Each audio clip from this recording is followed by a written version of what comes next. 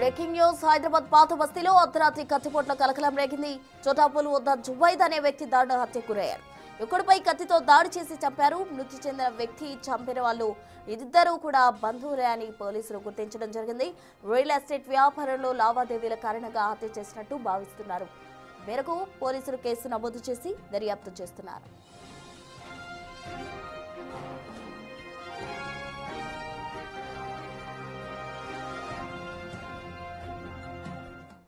పాత బస్తీలో అర్ధరాత్రి కత్తిపోట్ల కలకలానికి సంబంధించి పూర్తి వివరాలు మా ప్రతినిధి సుజాత లైవ్ లో అందిస్తారు. సుజాత, ఎవరైతే దాడికి పాల్పడ్డారో అలాగే ఎవరైతే బాధితులు హత్య చేయబడ్డాడో ఇద్దరు కూడా బంధువులే అంటూ పోలీసులు అంటున్నారు. అసలు ఈ హత్య గల ప్రధాన కారణాలేంటి, పోలీసులు ఏం చెప్తున్నారు?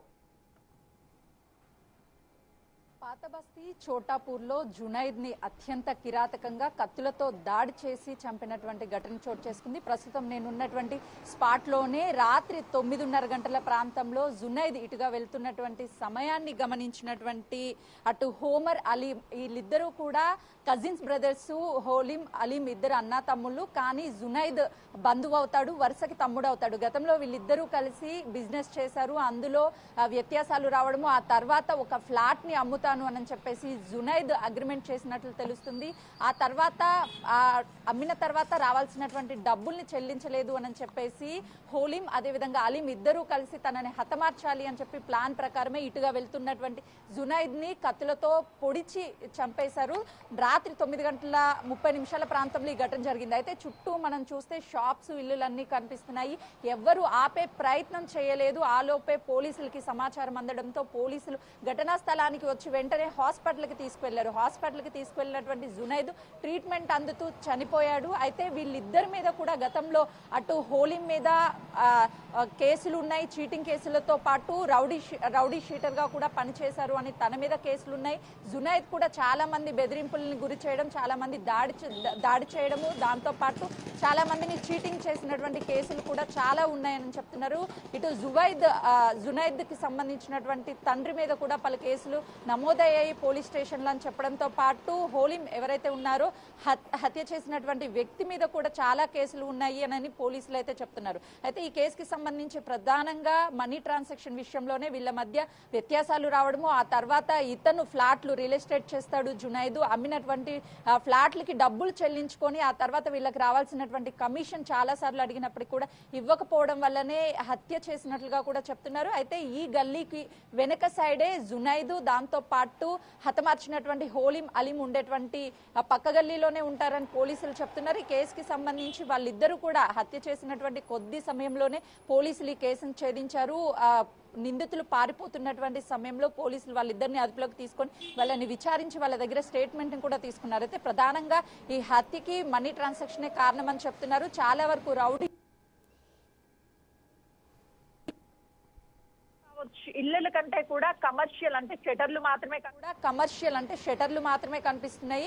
9 అయితే ఇక్కడంతా షటర్లు క్లోజ్ అయ్యే ఉంటాయి. ఆ తర్వాత ఇంట్లో ఉన్నటువంటి వాళ్ళకు కూడా ఎలాంటి అరుపులు వినిపించవు. మరికొన్ని షటర్స్ ఇక్కడ పాల్బూత్ కావచ్చు, అదేవిధంగా ఇవి అన్ని కూడా దాదాపు 6 నుంచి 12 షాపులు ఉన్నాయి. వీళ్ళు మాత్రం ఉన్నారు, బయటికి వచ్చి ఎవరు సాహసం చేయలేకపోయారు. ఎందుకనంటే వాళ్ళిద్దరి చేతుల్లోనూ 2 కత్తులు ఉన్నాయి. ఆ కత్తులతో దారుణంగా మొదట ఆ మెడ భాగాన్ని కట్ చేశారు, ఆ తర్వాత పొట్టలో పొడవడము, ఇవన్నీ కూడా అటు కాపాడండి అని జునైద్ అరిసినప్పటికీ కూడా వదిలిపెట్టకుండా వీళ్ళిద్దరూ తనని హతమార్చి ఇక్కడ నుంచి పారిపోయే ప్రయత్నం చేశారు. కానీ అప్పటికే జునైద్ చనిపోయి ఉంటాడు అని చెప్పేసి వాళ్ళిద్దరూ హోలీం అదేవిధంగా అలీం పారిపోబోతున్న సమయంలోనే పోలీసులు ఛేదించారు. మొత్తానికి ఈ కేసుకి సంబంధించి వాళ్ళిద్దరిని పోలీసులు పట్టుకొని అన్నారు కాబట్టి వాళ్ళ దగ్గర నుంచి స్టేట్మెంట్ కూడా రికార్డ్ చేస్తున్నారు. ఎందుకు హతమార్చాల్సినటువంటి అవసరం వచ్చింది, పక్కాగా జునైద్ ఆ ప్రాంతంలో బయటకు వచ్చాడు అని తెలుసుకున్నటువంటి ఈ హోలీం అలీం ఇద్దరూ కూడా కత్తులతో ఇంట్లో నుంచి బయలుదేరి పక్కనే ఉన్నారు కాబట్టి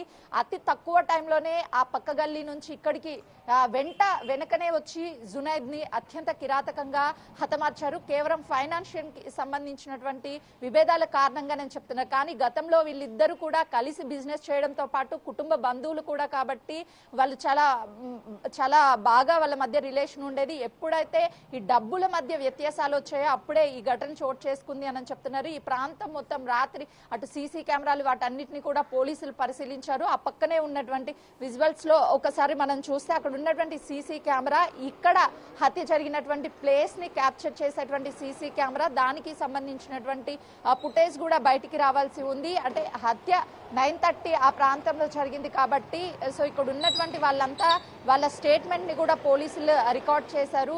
ఏ టైంలో జరిగింది, ఎలా జరిగింది, వివరాలన్నింటినీ కూడా సేకరించారు. అయితే ప్రధానంగా సీసీ కెమెరా ఫుటేజ్ కానీ తీస్తే అసలుకి హత్య ఎలా జరిగింది అనే దాని మీద కూడా ఒక క్లారిటీ వచ్చే అవకాశం ఉంటుంది. దాంతో పాటు వీళ్ళ కుటుంబ సభ్యులంతా కూడా మాకు వీళ్ళ మధ్య గొడవలు ఉన్నాయని తెలుసు కానీ ఇంట్లో హత్య చేస్తారు అని చెప్పేసి అంత కోపం వీళ్ళ మధ్య ఉంది అని చెప్పేసి ఎప్పుడు అనుకోలేదని చెప్తున్నారు. కుటుంబ సభ్యులు కూడా కొంతవరకు మాట్లాడడానికి నిరాకరిస్తున్నటువంటి పరిస్థితి ఉంది. పోలీసులు మాత్రం ఈ కేసుకి సంబంధించి వాళ్ళని అతి తక్కువ టైంలోనే పట్టుకున్నాము, వాళ్ళ దగ్గర నుంచి స్టేట్మెంట్ కూడా రికార్డ్ చేస్తున్నాము. ఇప్పటి వరకు ఉన్నటువంటి సమాచారం ప్రకారం అయితే ఫైనాన్షియల్ కి సంబంధించినటువంటి ట్రాన్సాక్షన్ లో విభేదాలు రావడము, ఒక ఇల్లుని కొని దానికి అడ్వాన్స్ ఇచ్చిన తర్వాత తిరిగి అమ్మిన తర్వాత వచ్చినటువంటి డబ్బులని తిరిగి వాళ్ళకి చెల్లించకపోవడంతోనే హోలీం అలీం ఇద్దరు కూడా కక్ష పెంచుకొని జునైద్ని హతమార్చారు అని చెప్పేసి చెప్తున్నారు పోలీసులు.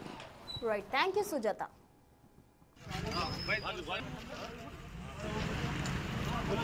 Vamos,